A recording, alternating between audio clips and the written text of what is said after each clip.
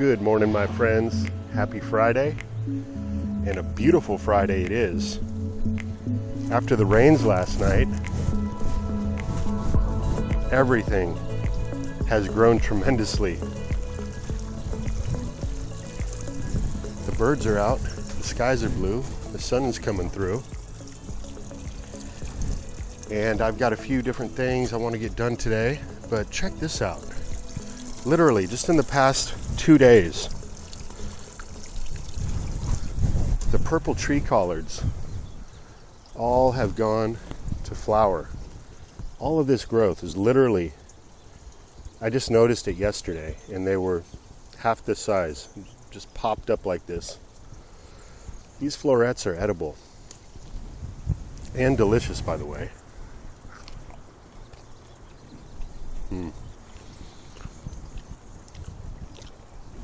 These are all purple tree collards here. I absolutely love the blooms on the tree kales and tree collards. And they don't all bloom at the exact same time.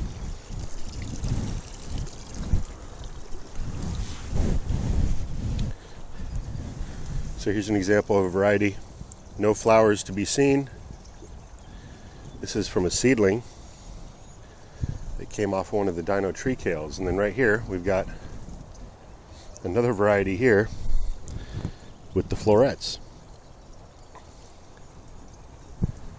Now, if you've only got a couple of these plants, maybe you're just getting going, you might want to consider actually pruning off these florets for the first year, and it causes the plant to go back into more green production. Or you can let it go through its cycle. You're going to notice the bees absolutely love these yellow flowers, and it brings them into the garden early on.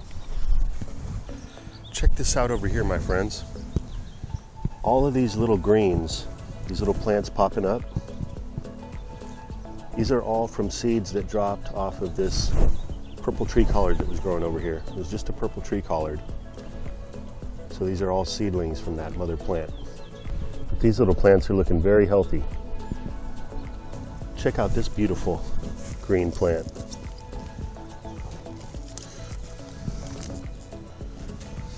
This one is actually starting to flower. We're going to let it go, get some seeds, let it go through its cycle. You can see some of these fruit trees here that I pruned back.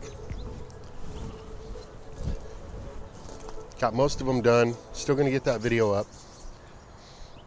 I came out over the course of 3 different nights, spent about an hour and a half pruning these trees.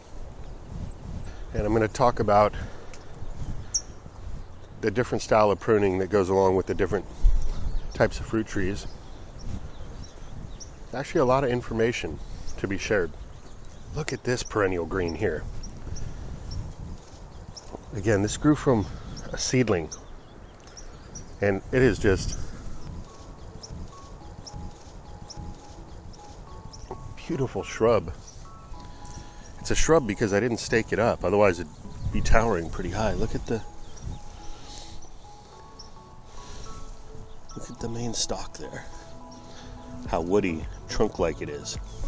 There's actually 2 growing here. But yeah, no flowers on this plant yet. See some of the leaves starting to get really large here. One of the things I wanted to do today is to dig up some of my yucone tubers.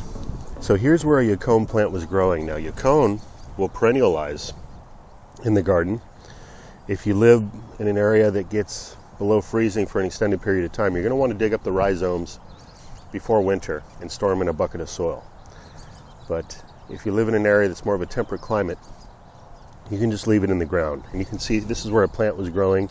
They get about 6 feet tall, beautiful, pungent green leaves and small daisy-like flowers. It's in the sunflower family. And so I like to, when I do prune them back, leave a little bit of the plant sticking up so I know where to find it. But you can see here, it's already starting to sprout back. This is the time I like to dig them up out of the ground, the ones that I didn't harvest the previous season, and start to divide the rhizome to grow more of these plants. and tubers. So these are pretty small ones, but you can see they look like little sweet potatoes. And these purple pieces are the rhizomes. And you can break these up into several pieces and grow several plants. So if you do have a piece that has a green tip on it, you want to plant that facing towards the surface, of course. So I'm just going to put one back right here. Got 4 more plants I can transplant. Actually 5. Even a little bit of rhizome like this will grow a plant. So the optimal time to harvest a yacon is in the fall or early winter after your first frost. That's going to be the time when the plant dies back and you harvest the tubers. At this point, we're here in early February. The tubers aren't going to be good, but we're digging them up for the rhizomes so that we can proliferate the plant. We got some little baby asparagus coming up in this bed. Cut back all the ferns a while back. This one's actually pretty good. I'll have to give that a cleaner cut later. Asparagus is so good, raw, fresh, picked. This is actually my breakfast. Get some vitamin C here.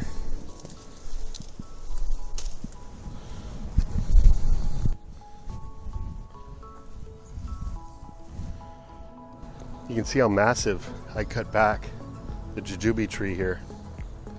Really checked it this year, but I'm hopeful. These trees put off a ton of growth every year, and it's the first year wood that has the fruit on it.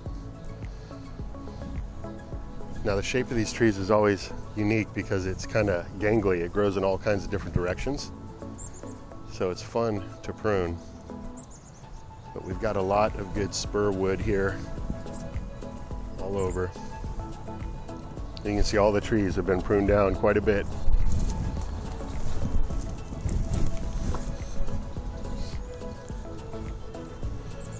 The apium.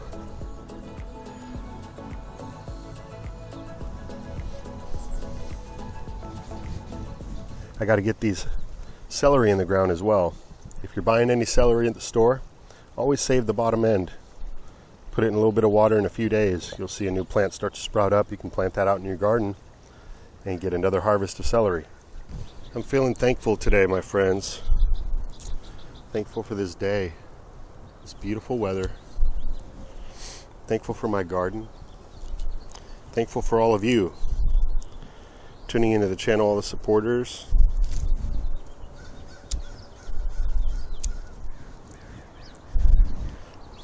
It's going to be a victorious day, a day of winning, a day of celebration, a day of abundance.